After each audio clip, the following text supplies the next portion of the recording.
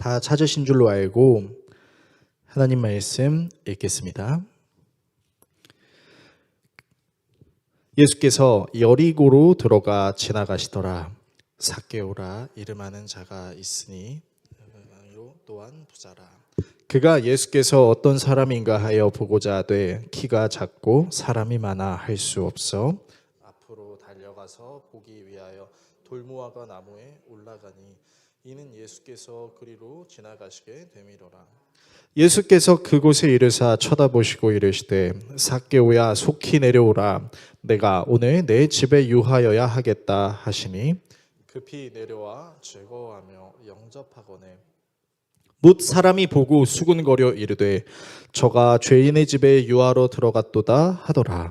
삭개오가 서서 주께 여짜오되 주여 보시옵소서 내 소유의 절반을 가난한 자들에게 주겠사오며 누구의 것을 속여 빼앗은 일이 있으면 내 갑절이나 갚겠나이다. 예수께서 이르시되 오늘 구원이 이 집에 이르렀으니 이 사람도 아브라함의 자손이미로다. 인자가 온 것은 잃어버린 자를 찾아 구원하려 함이니라. 아멘. 오늘 여러분과 함께 예수님의 일생 123번째 시간 삭개오의 구원과 군중들의 수군거림이라는 주제로 하나님 말씀 나누도록 하겠습니다. 지난 5월 한 달 동안은 두 번의 온세대 예배 그리고 한 번의 프리가스펠 예배를 진행했었습니다. 그래서 굉장히 오랫동안 우리가 예수님의 일생을 놓고 있었는데요. 다시 예수님의 일생으로 돌아보도록 하겠습니다. 아마 예상하기로는 올해 내지는 내년 상반기 안에 예수님의 일생이 끝날 것 같아요. 제가 정말 이렇게 예수님의 일생을 오래 설교할 거라고는 상상도 못했는데 약 4년 반 동안 진행될 이 예수님의 일생의 끝까지 여러분들 잘 동참해 주셨으면 좋겠습니다. 자, 오늘 설교는요. 이제 맹인 바디메오의 이야기에 이어서 이제 작은 키의 삭개오 이야기입니다. 잠시 삭개오 이야기를 요약해 드리겠습니다. 오늘 본문에 등장하는 삭개오 이야기 역시 맹인 바디메오의 이야기만큼이나 아주 유명한 이야기죠. 여리고에서 세리의 리더로 활동하던 부자 삭개오가 예수님이 여리고에 나타나셨다라는 소식을 듣고는 예수님이 어떤 사람인지를 보고 싶어 했지만 아쉽게도 그는 매우 키가 작았습니다. 여러 신학자들의 연구에 따르면 당시 고대 근동 이스라엘 사람들의 키는 평균 155에서 160이었다라고 이야기합니다. 여러분 희망을 가지십시오. 우리는 매우 키가 큰 종족입니다. 자, 그래서요 여러분 삭개오가 얼마나 키가 작았냐 AI 이미지로 한번 만들어 봤는데 진짜 약간 난쟁이 같은 느낌의 이미지라고 생각하시면 되겠습니다. 자, 이 키가 작은 삭개오가 이제 무리들에게 가려서 예수님을 볼 수 없으니까 어떻게 합니까? 돌 무화과 나무 위로 올라가서 이제 그곳에 있는 예수님을 바라보는 것이죠. 그리고 자기를 바라보고 있는 것을 눈치챈 예수님은 삭개오야 내려와라. 내가 오늘 너의 집에 머무를 거야. 같이 밥 먹자라고 말씀하시는 거죠.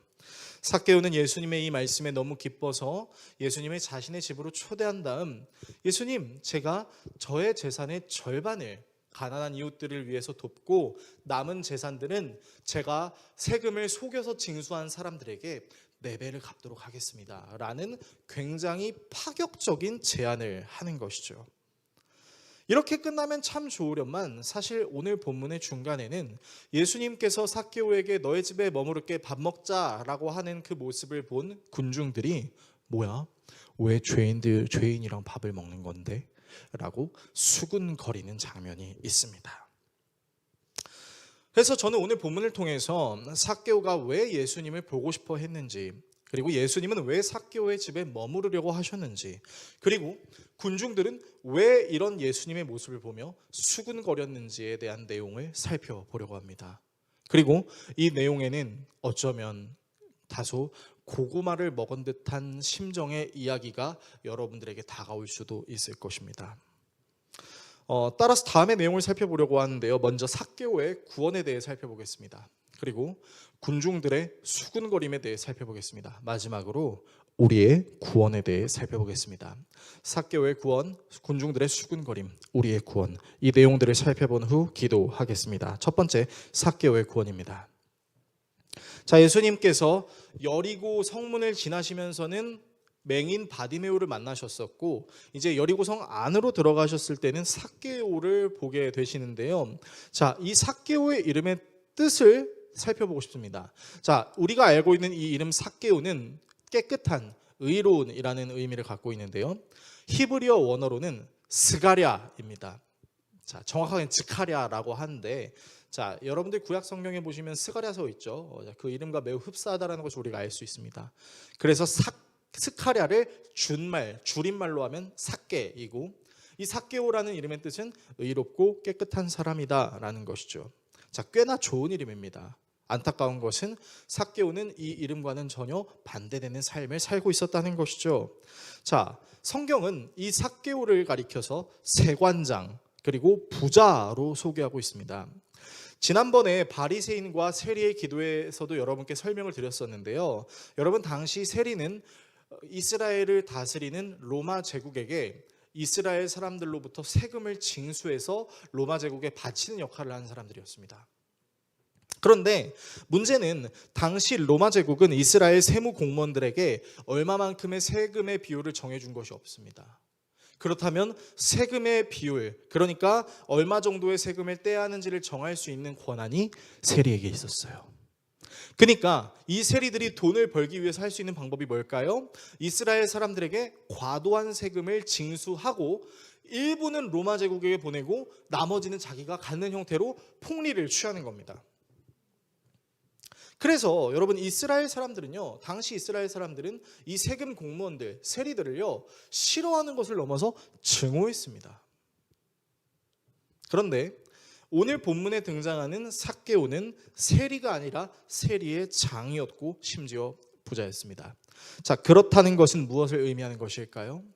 세관장은 세리의 장이고 부자는 세금을 많이 징수했으니 여리고에 있는 이스라엘 사람들에게 증오의 대상 1순위가 될 수 있는 사람이 바로 삭개오였다라는 것입니다. 자, 이렇게 이스라엘 사람들에게 죽이고 싶은 사람 1순위였던 이 삭개오가 예수님이 오고 계신다라는 소식을 듣고 두 가지 특이한 행동을 보여주는데요. 첫 번째는 예수님을 보려고 달려갔다는 것. 두 번째는 돌 무화과 나무에 올라갔다라는 것입니다. 자, 우리가 이 본문을 그냥 읽었을 때는 뭐 이게 무슨 의미가 있나라는 생각이 들 수 있겠지만, 여러분, 사실 이 두 가지에는 엄청나게 큰 의미들이 담겨져 있습니다. 지금부터 이 두 가지 행동이 왜 특이한 행동이었는지에 대해서 설명해 드리도록 하겠습니다. 자, 먼저 달려가는 것을 살펴봅시다. 여러분과 함께 예수님의 일생을 묵상해 오면서 우리는 탕자 이야기를 묵상했던 적이 있습니다. 그리고 그 탕자 이야기에서도 여러분들이 알고 있었던 탕자의 모습과는 완전히 우리가 생각하지도 못했던 탕자의 모습들을 발견했던 적이 있었죠. 혹시 기억이 나시나요? 저 먼 발치에서 아버지의 집에 들어가고 싶진 않지만 아버지가 주는 은혜를 받고 싶어 했던 그 둘째 아들의 망설이는 모습을 보고 아버지가 어떻게 했죠? 뛰쳐나갔습니다. 마치 우사인 볼트의 빙의에서 막 뛰쳐나가는 거죠. 자, 그런데 여러분, 당시 유대인들의 옷은 어떤 형태였냐면 치마 형태였습니다. 자, 우리 자매님들은 치마를 입으시고 뛰어보신 경험이 있으실 테니까 아시겠지만, 치마를 입고 뛰어가다 잘못하면 어떻게 되냐면 하체가 보입니다. 마찬가지로 당시 유대인들도 저 치마 같은 옷을 입으면서 뛰어다니면 허벅지가, 하체가 보이게 되는 것이죠. 자, 근데 당시 유대인들의 문화에는 어른들이, 심지어 남자가 자기의 하체를 보이는 것을 매우 수치스럽고 불미스러운 일로 여겼습니다. 그래서 유대인들의 문화에는 굉장히 특이한 문화 중에 이런 문화가 있었죠. 성인 남자 유대인은 절대 뛰지 말 것이라는 일종의 불문율과 같은 규칙이 있었습니다. 하지만 그 아버지는 둘째 아들을 캐자자 의식으로부터 감싸기 위해서 달려가서 껴안았죠. 자기의 수치를 무릅쓰고 말이죠. 마찬가지입니다. 세리 역시도 치마와 같은 옷을 입고 있었습니다. 그는 예수님을 보려고 뛰어가는 동안 하체가 드러나는 수치를 범했을 수도 있을 것입니다. 그러나 삭개오는 그것을 수치로 여기지 않았어요. 물론 당시 그 여리고에 있는 유대인들은 삭개오를 죽이고 싶어 할 정도로 미워해서 딱히 수치를 가릴 필요가 없었다라고 말할 수도 있었겠지만, 삭개오는 예수님을 보기 위해서 자신의 하체가 드러나는 수치를 전혀 개의치 않았다라는 것이죠. 이어서 돌무화 나무를 한번 살펴보겠습니다. 자, 돌무화가 나무에 올라간 이유를 우리는 대부분 이렇게 생각합니다. 자, 무리에 있으면은 안 보이니까, 키가 작으니까 예수님을 보기 위해서 나무 위로 올라갔다라고 우리가 생각합니다. 자, 이 해석은 절반만 맞는 해석입니다. 정확한 해석에 따르면 여러분, 삭개오가 예수님을 만나러 군중 속으로 들어갔을 때 그 군중들이 삭개오를 발견하면 어떻게 했을까요? 아우, 죽이고 싶은 삭개오가 여기 있네. 처음에는 툭툭 치기 시작하다가 몰매를 때리기 시작하고, 몰매를 때리는 것을 넘어서 돌로 쳐 죽일 수도 있었겠죠. 지금의 우리나라야 치안이 너무 좋아서 그런 걸 상상할 수도 없었겠지만, 당시 이스라엘만 하더라도 여러분, 길거리에서 사람이 죽는 일이 얼마든지 일어날 수 있는 시대였습니다. 그러니까 삭개오는요, 자기가 죽고 싶지 않아서, 이제 사람들에게 몰매를 맞고 싶지 않아서 그 무리에 들어가지 않은 것이죠. 자, 그리고 이 돌무화과 나무가 개역 한글판까지는 뽕나무라고 번역이 되어 있습니다. 물론 뽕나무랑 굉장히 비슷한 형태를 취하고 있어서 뽕나무라고 번역해 놓긴 했지만, 여러분, 돌무화과 나무랑 뽕나무는 엄연히 다른 나무입니다. 자, 돌무화과 나무가 어떤 나무인지 함께 보겠습니다. 사진을 보시면요, 이게 돌무화과 나무입니다. 그러니까 저 돌무화과 나무 위에 사람이 올라가면 보이겠어요? 안 보이겠어요? 안 보입니다. 그렇다는 것은 무엇을 의미합니까?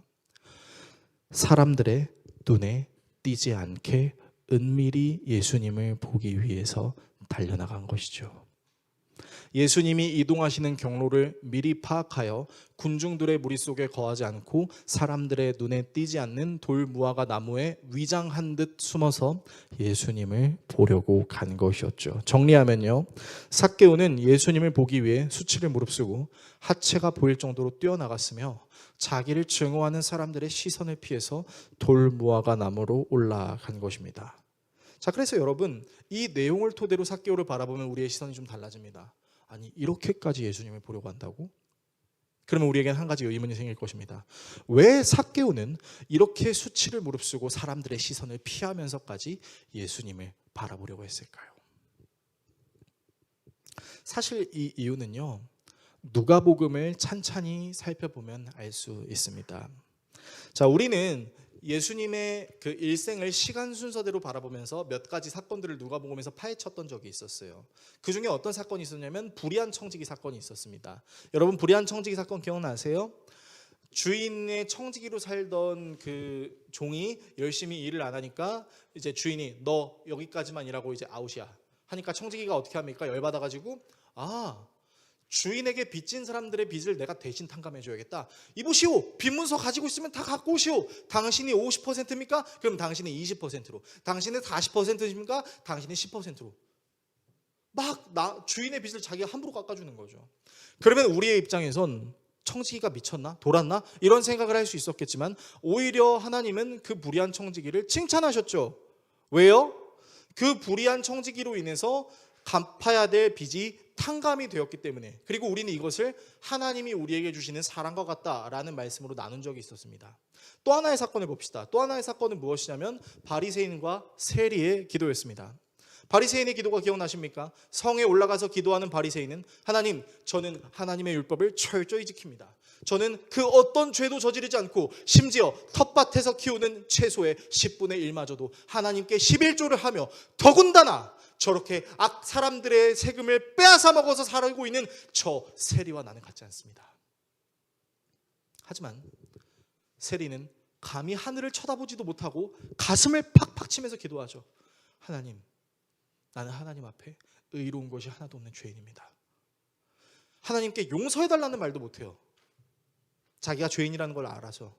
근데 예수님께서는 이 바리새인과 세리의 기도를 가지면서 뭐라고 말씀하셨죠? 얘들아, 바리새인이 의롭다고 평가받을까? 저 세리가 의롭다고 평가받을까? 놀라지 마라. 하나님은 세리의 기도를 의롭다고 평가하신다. 그런 얘기를 하셨던 적이 있었죠. 그리고 당시 예수님이 여러 군데를 돌아다니시면서 예수님의 어떤 멋진 일대기들, 일화들이 소문으로 퍼져나갔었죠. 야, 예수님이 죽은 나사로를 살렸대. 야, 예수님이 불의한 청지기 비유를 하더라. 야, 예수님이 세리의 기도가 의롭대. 그리고 그 이야기가 삭개오에게까지 들린 것이죠. 그렇다면 삭개오는 어떤 생각을 할 수 있었을까요? 모든 유대인들, 이 여리고에 살고 있는 모든 유대인들에게 너는 죽어 마땅해, 너 같은 건 살 필요도 없어 라고 저주를 일삼는 그 사람들의 말을 들을 때마다 삭개오는 정말로 내가 구원받을 자격이 없을까? 라는 회의적인 생각을 했을 수 있겠죠. 그리고 그는 예수님이 굉장히 궁금했을 겁니다. 아니, 불의한 청지기 이야기? 아니, 바리새인과 세리의 기도 이야기? 이렇게 죄인인 나도 하나님이 구원해 주실 수 있을까? 그 예수 그리스도를 만나면 내가 달라질 수 있을까? 흠이 많고 연약한 죄인인 나 자신을 구원할 수 있는 존재는 오직 예수님 뿐이신 것은 아닐까? 이 생각이 삭개오로 하여금 예수님을 만나고 싶다라는 충동과 마음을 일으켰던 것이죠. 두 번째, 군중들의 수군거림입니다.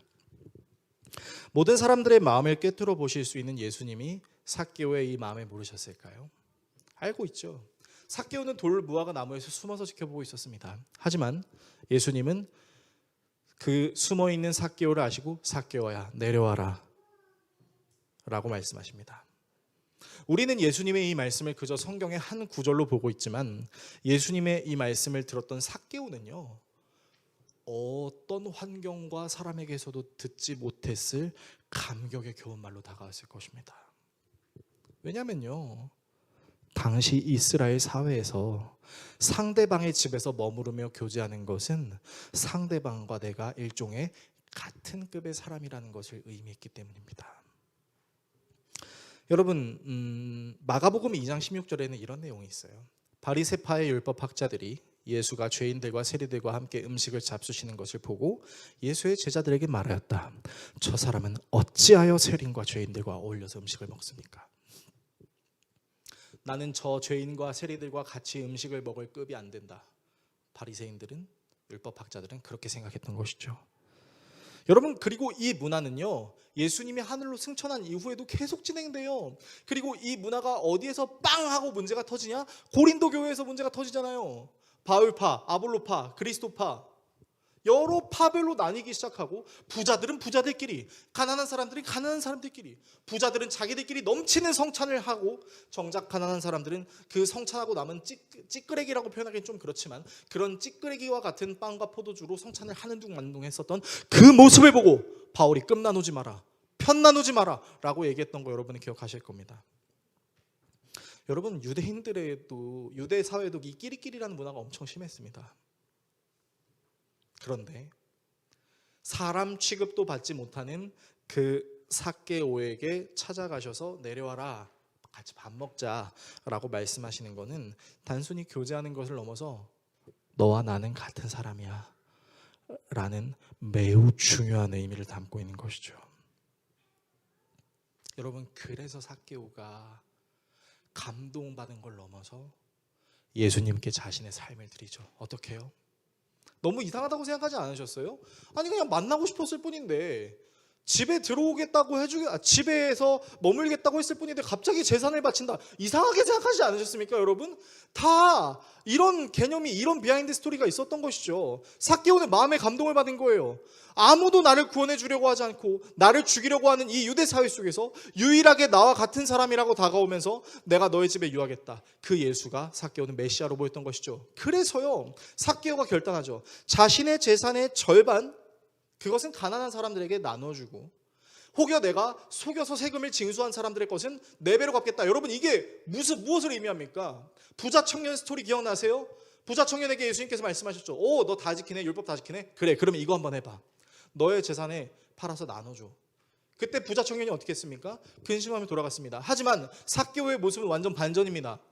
재산의 절반을 나눠주고 세금을 돌려줍니다. 이러면요, 여러분 삭개오에게 뭐가 남아요? 남는 게 아무것도 없어요. 근데 이것은 단순히 예수님 믿는 사람들은 집 팔고 냉장고 팔고 땅 팔고 다 팔아서 그냥 천국만 있으면 돼, 그걸 의미하는 게 아닙니다. 무엇을 의미하는 것이냐?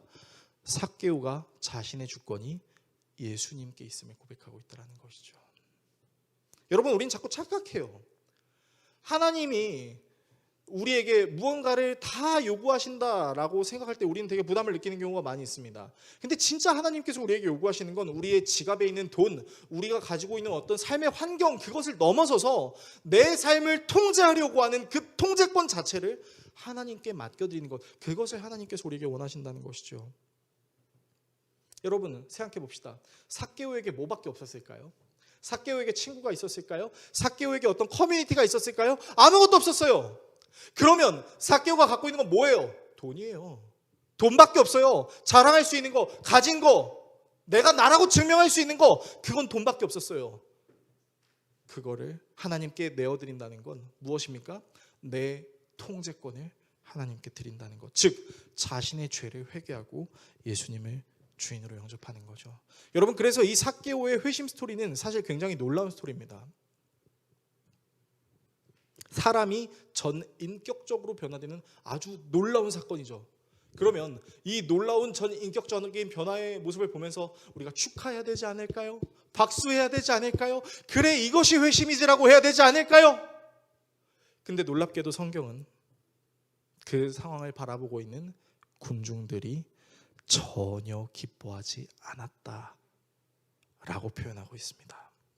성경은 군중들이 예수님을 향해 하는 말을 이렇게 기록하고 있습니다. 삭개오는 내려와서 기뻐하면서 예수님을 모셔들었다. 그런데 사람들은 이것을 보고 모두 수군거리며 말하였다. 그가 죄인의 집에 묵으려고 들어갔다. 여러분께 질문하고 싶습니다. 여러분은 예수님이 삭개오에게 행하시는 이 모습이 혹시 불편하진 않으신가요? 여러분, 삭개오를 한번 생각해 봅시다. 삭개오요, 수많은 유대인들의 증오를 불러일으킨 사람입니다. 로마 제국에게 아부하고 자국민인 유대인들의 피와 땀을 쥐어짜서 자신의 이득을 창출하는 사람이었죠. 그런 삭개오가 단순히 예수님을 보고 싶어 했다라는 이유만으로 예수님이 삭개오의 집에 찾아가고 삭개오의 집에 구원이 이르고 믿음의 조상 아브라함의 자손이라는 칭호를 받게 되는 이 모습, 혹시 여러분 불편하지 않으세요? 만약에 여러분들이 유대인이었다면 여러분들은 군중들과 같이 수군거리지 않았을까요? 저는요, 여러분께 설교하기 위해 이 본문을 묵상하면서 이런 생각이 들었어요. 어떤 생각이 들었냐면요, 너무한 거 아니냐, 저 그런 생각이 들었어요. 여러분 생각해 보세요. 삭개오는요, 일평생을 남들의 눈에 피눈물 나게 하는 사람이었습니다. 남의 눈에 피눈물 나게 했으면 그에 대한 대가 치러야 되는 거 아니에요? 적어도 예수님이 구원을 주실 것을 받아들이기 위해서는 그 자리에 모여있던 군중들에게 엎드려서 사죄해야 되는 거 아닌가요? 무릎 꿇고 사죄해야 되는 거 아닌가요? 여러분, 제가 잘못했습니다. 제가 여러분들의 지갑을 쥐어짰습니다. 여러분들의 눈에 피눈물이 나게 했었습니다. 용서해 주세요. 혹시 제가 여러분들의 용서를 받기 위해서 제가 해야 될 것이 있다면 저에게 말씀해 주세요. 제가 손이 발이 닳도록 빌겠습니다 라고 해야 되는 거 아니에요?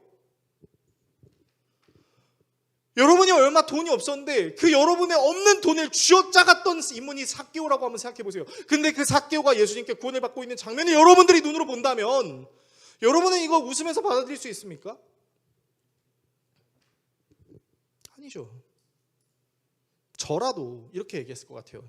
예수님이 구원을 주실 거면 당장 여기에 있는 모든 군중들에게 엎드려 사과할 뿐만 아니라 자신의 죄를 인정하고 그에 대한 처벌을 받게 해주십시오. 그리고 나서 삭개오의 용서를 받아들이도록 하겠습니다. 저라면 그렇게 했을 겁니다. 그런데 말입니다, 본문을 깊이 묵상하면서 조금 이상하다는 생각이 들었습니다.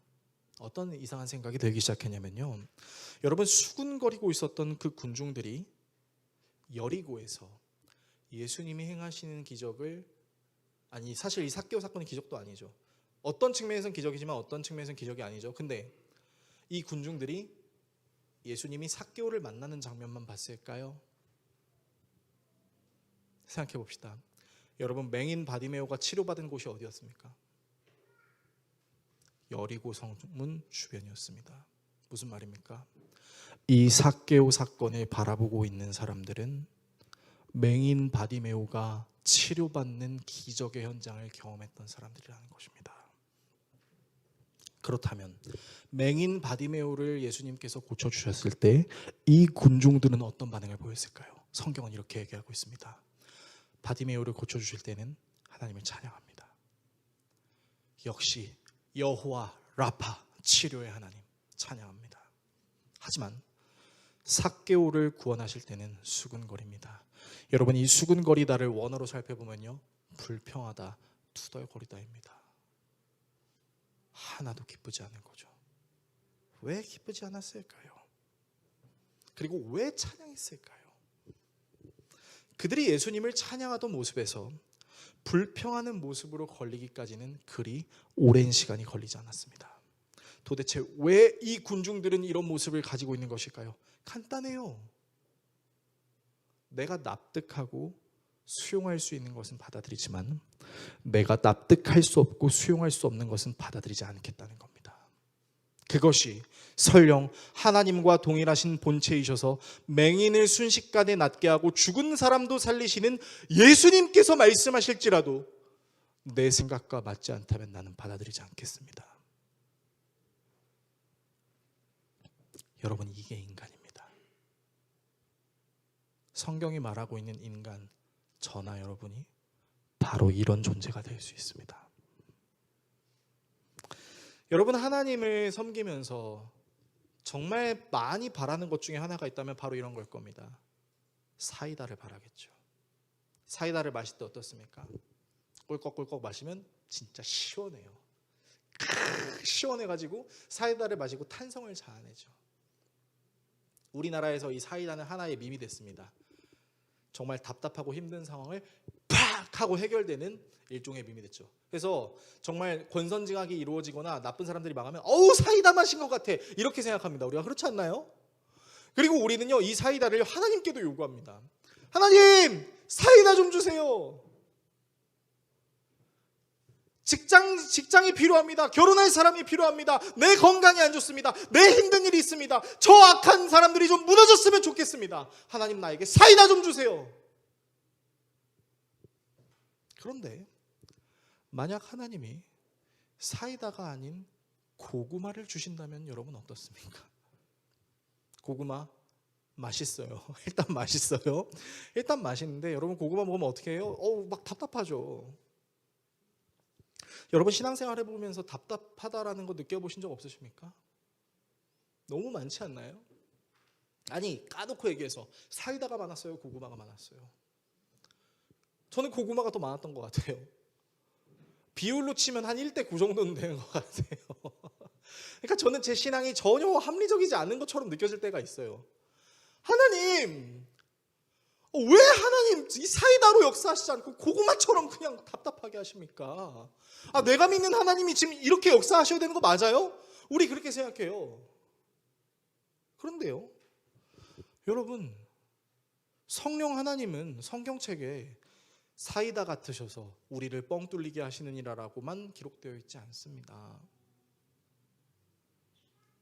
근데 우리도 모르게 내가 믿는 하나님은 사이다여야만 한다라고 생각하는 경우가 있습니다.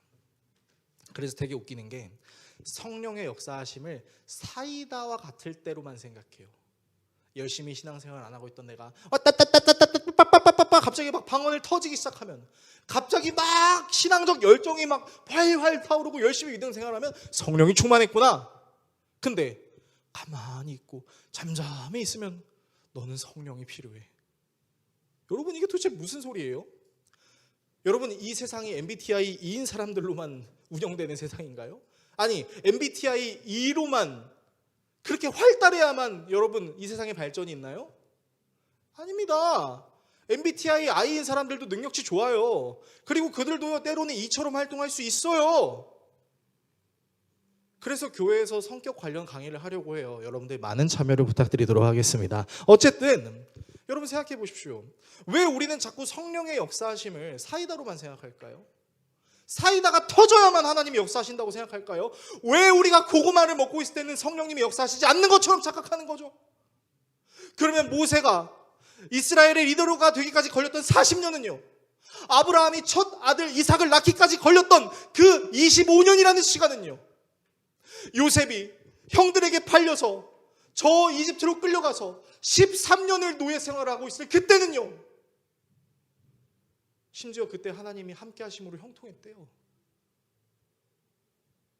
여러분, 우리 좀 진지하게 생각해야 돼요. 왜 우리는 내가 생각하는 대로 하나님이 역사하시면 하나님이 역사하신다고 믿지만, 왜 내가 생각하는 대로 하나님이 역사하시지 않으시면 하나님이 역사하시지 않는다고 착각할까요? 왜 우리는 군중처럼 투덜대고 불평할까요? 왜 그런 걸까요? 혹시 삭개오 스토리가 그저 죄인을 사랑하시는 예수님의 감동적인 이야기로만 생각하셨다면, 여러분, 제가 여러분께 감히 이렇게 말씀드립니다. 여러분, 삭개오 스토리는 고구마입니다. 성령께서 우리의 마음에 깊은 부담을 주시는 이야기가 될 수도 있다는 것을 기억하십시오. 세 번째, 우리의 구원입니다.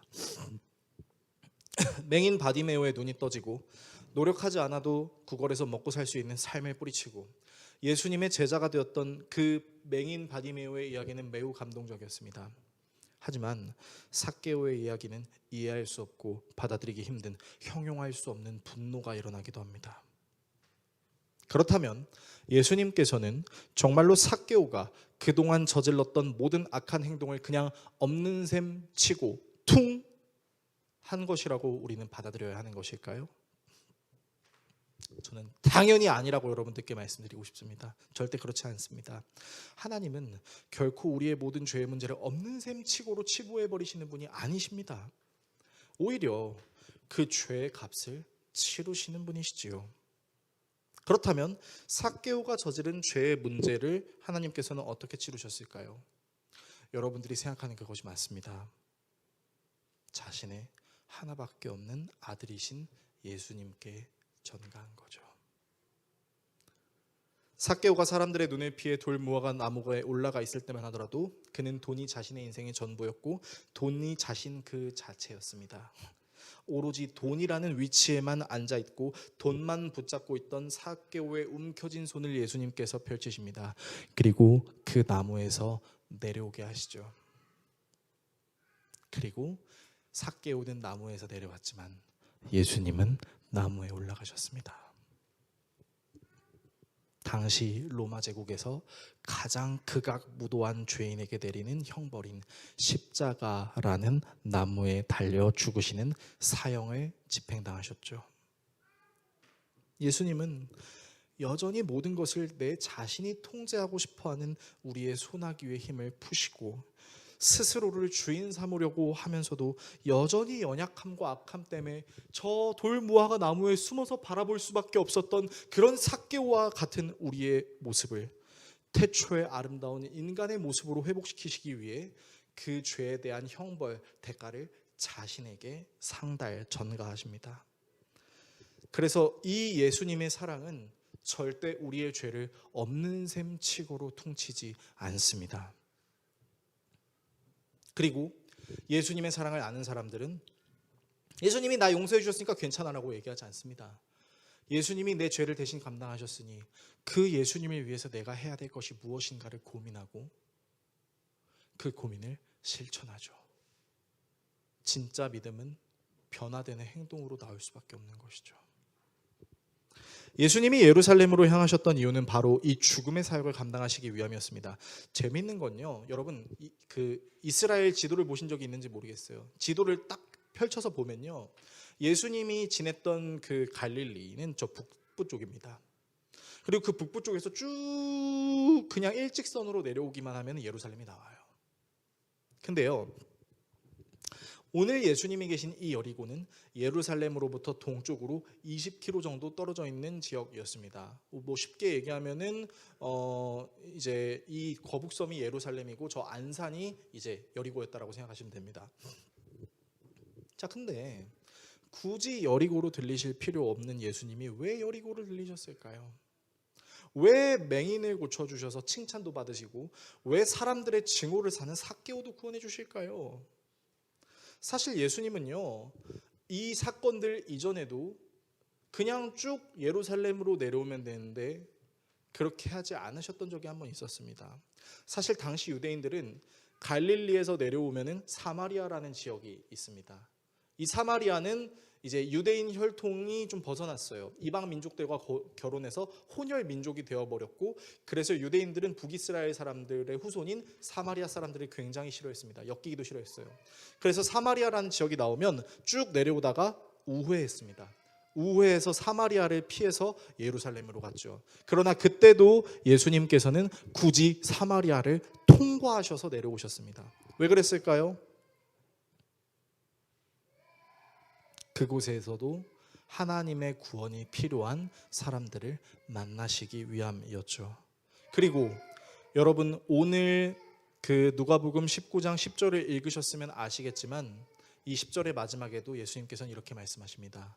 나는 잃어버린 사람들을 구원하기 위해 왔어.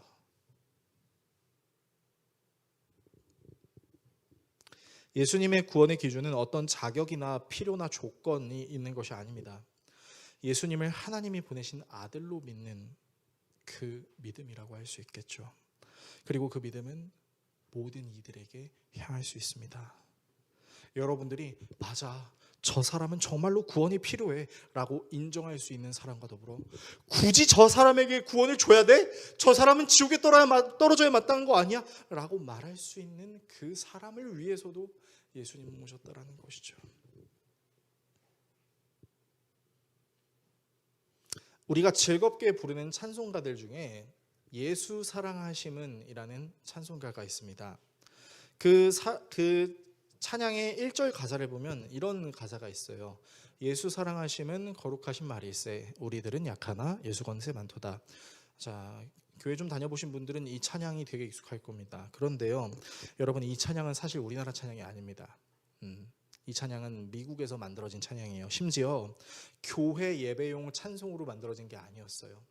한 소설책 Say and Seal이라는 제목의 소설에서 아픈 소년인 존 팩스라는 친구가 주일학교 교사였던 존 린든에게 나 아픈 나를 위해서 노래해 주세요 라고 했을 때 그 소설에서 만들어졌던 노래가 찬송가로 바뀐 것입니다.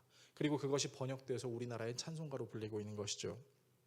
자, 그렇다면 저 예수 사랑하심은이라는 찬양의 원래 가사는 어떤 가사였을까요? 화면에 보시겠습니다. Jesus loves me when I'm good. 자, 예수님은 내가 좋을 때 사랑하시네. 무슨 말입니까? 예수님이 하시는 말을 잘 들을 때, when I do the things I should, 내가 당연히 해야 하는 것을 할 때, 내가 예수님을 믿는 사람으로서 좋은 것을 행할 때 예수님은 나를 사랑하신다. 자, 근데 아래 가사가 되게 재밌습니다. Jesus loves me when I'm bad. 예수님은 내가 나쁠 때 사랑하시네. Though it makes him very sad.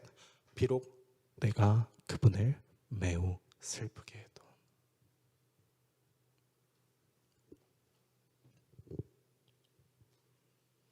이 찬양의 가사가 고스란히 삭개오에게 적용이 된 것이죠. 좋은 일을 하지 않고 예수님을 슬프게 하는 자에게도 유일한 구원이 되시기 위해서 찾아오신 예수님, 그리고 이 예수님의 사랑은 맹인 바디메오도 삭개오에게도, 그리고 바디메오와 같을 수 있고 삭개오와 같을 수 있는 우리에게도 동일하게 적용이 됩니다.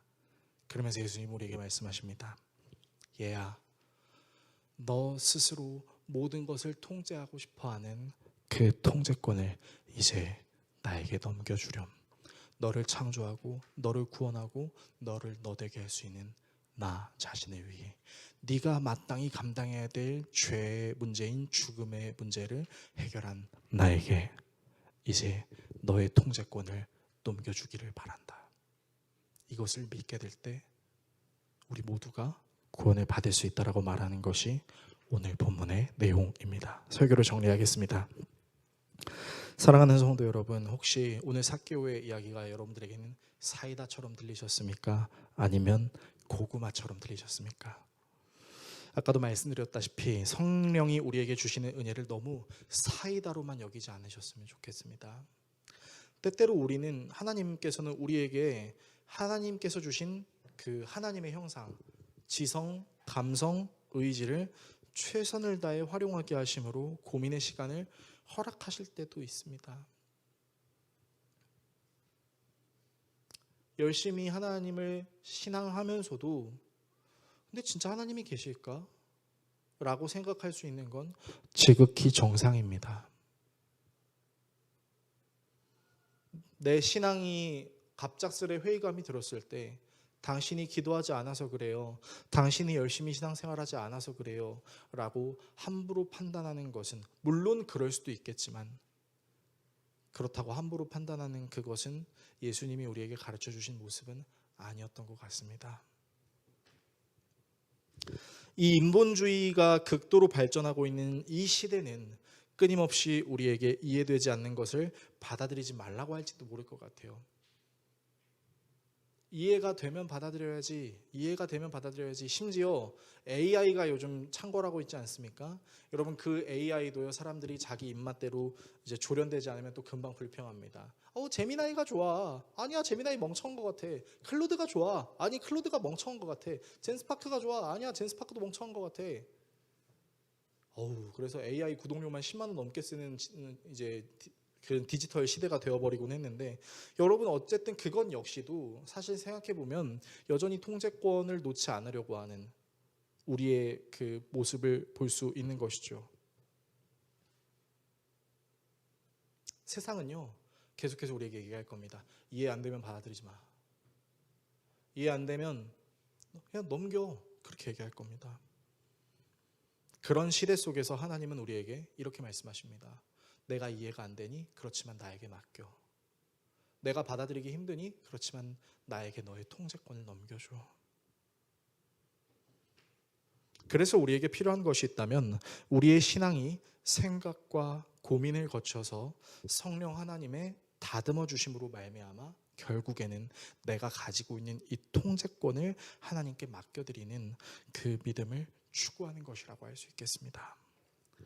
삭개오는 인간 같지도 않은 사람이었죠. 그러나 예수님이 만져주심으로 그는 자신의 통제권을 예수님께 넘기고 자신의 재산을 팔아 가난한 사람을 도울 뿐만 아니라 자신이 죄를 저질렀던 모든 사람들에게 용서를 구하고 그 값의 레벨을 치르고 그때부터 지금까지 2000년이 넘는 시간 동안 예수님의 구원을 받은 믿음의 사람으로 널리 우리에게 알려지고 있습니다. 하나님께 내려놓는 사람은요, 하나님의 아름다우신 섭리로 빚어지게 되는 것이죠. 마귀는 앞으로도 끊임없이 우리에게 얘기할 겁니다. 야, 너의 삶의 주인은 너야. 네가 하고 싶은 대로 해. 너의 통제권은 너에게 있어. 끊임없이 몰아치는 파도, 정신 똑바로 차려 라고 얘기할 겁니다. 하지만 하나님은 우리에게 말씀하실 것입니다. 그 거친 파도 안으로 들어가라고요. 그리고 그 거친 파도 안에 잠잠히 역사하고 계신 주님을 바라보라고 이야기할 겁니다. 그래서 찬양도 있잖아요. 거친 파도가 나를 향해 와도 주와 함께 날아오르며 폭풍 가운데 나의 영혼이 잠잠히 주님을 보겠습니다 라는 찬양처럼요, 이 하나님의 말씀과 사랑에 서 있으므로 하나님께 우리의 통제권을 내어드릴 수 있는 저와 여러분 모두가 될 수 있기를 예수 그리스도의 이름으로 축원합니다. 기도하겠습니다.